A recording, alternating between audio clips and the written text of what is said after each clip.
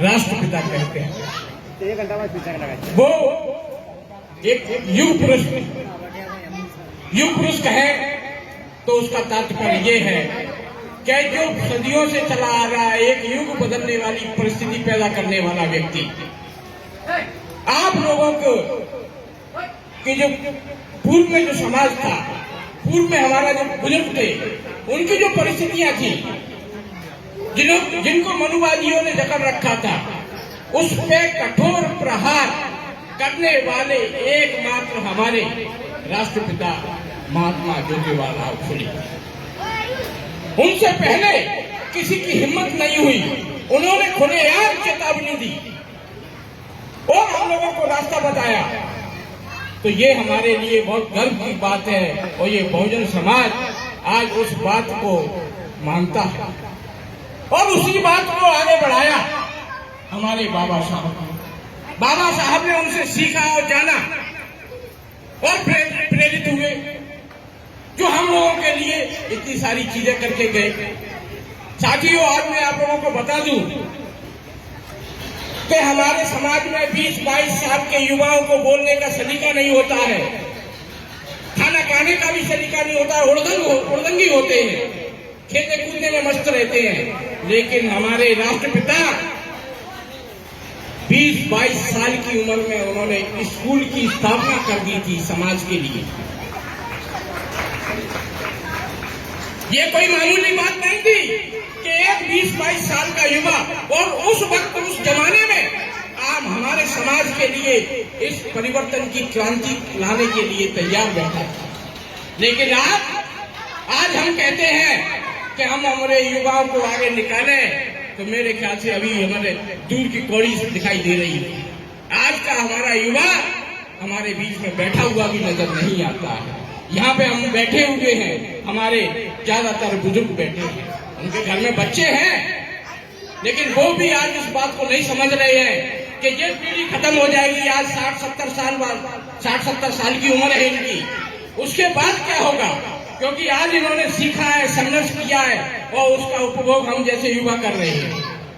हम लोगों ने जाना है इनके बुजुर्गों के संघर्ष को, और इनके संघर्ष का ही कारण है कि आज हमारे समाज के युवा हैं उस जो स्वतंत्रता से घूम रहे हैं, स्वतंत्रता से जी रहे हैं, शिक्षा के लिए दरवाजे खुल गए हैं, आर्थिक रूप से दरवाजे खुल गए हैं, तो वो हमारे महापुरुषों का ही संघर्ष है और खास तौर से हमारे यहाँ बैठे जो बुजुर्ग हैं उनका संघर्ष है। जब हमारे माननीय कांशीराम साहब इस मैदान में आए, इस बहुजन मैदान में आए, कि उन्होंने देखा कि ये पूरा की पूरा समाज सोया हुआ है।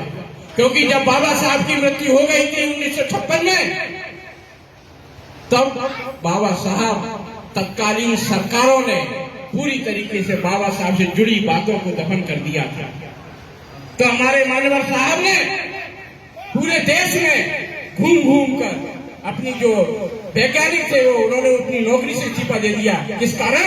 कि सोए हुए समाज के लिए, इस समाज की जो परिस्थितियां पैदा कर दी गई थी उससे उन्हें निजात दिलाने के लिए, तो मान्यवर कांशीराम साहब ने पूरे देश में घूम घूम के लिए आप लोगों के लिए बहुत सारे प्लेटफॉर्म खड़े किए और पूरे भारत में जितनी भी हमारी जातियों में बांटा है हमारे मनुवादियों ने, उन जातियों को जोड़ने का काम किया। और बात आती है कि आप लोगों को सामाजिक दृष्टि में सब कुछ मिलेगा कैसे, तो आपको कैसे हासिल होगा? तो हमारे बाबा साहब भी कह गए हैं कि सारी की सारी जो ताकत होती है वो सत्ता में होती है। तो सत्ता आपकी कैसे बने, उसके लिए भी आपको एक संगठन देके गए हैं बहुजन समाज पार्टी। लेकिन मैं, जैसे कि मुझे बांध दिया गया है कि आचार संहिता है, तो मैं कुछ चुनिंदा शब्दों का इस्तेमाल करूंगा। लेकिन हम लोगों को सोचना है कि जब मान्यवर कांशीराम साहब पूरे देश में दूर दराज घूम घूम कर आप लोगों के लिए एक प्लेटफॉर्म देके गए हैं, किसी ने आपको नेता बनाने के लिए नहीं सोचा।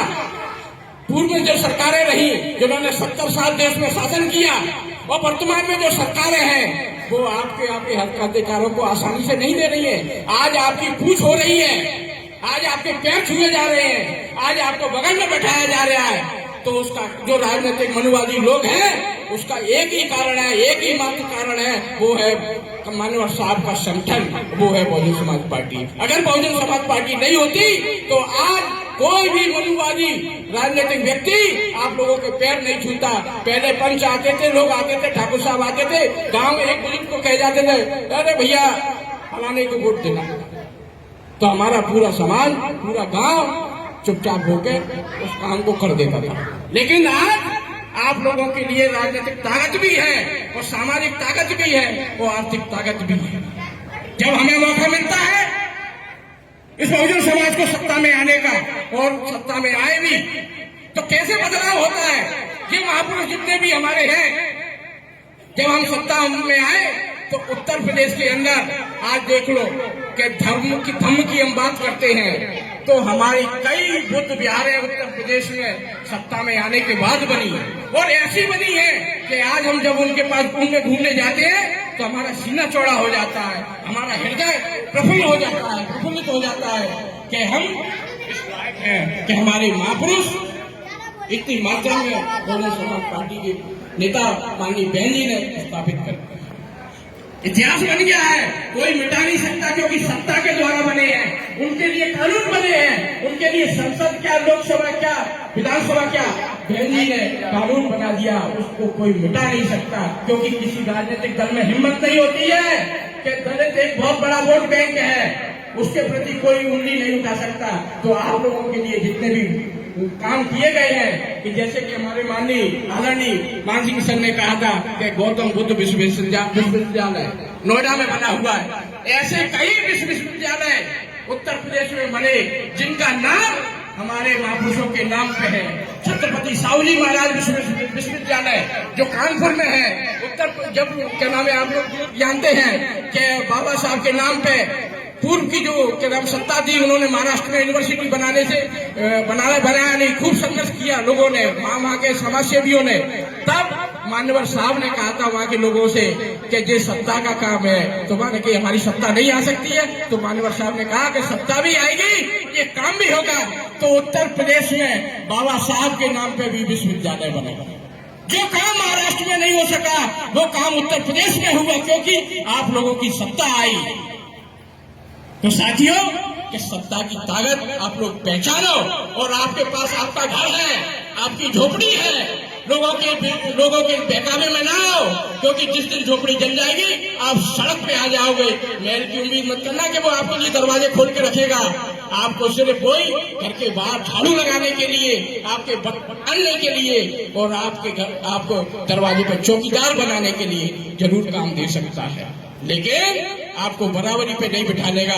तो साथियों, मौका है और जीवन में दोबारा मौका नहीं मिलते हैं कि आपके पास आपका घर है, आपकी झोपड़ी है, उसको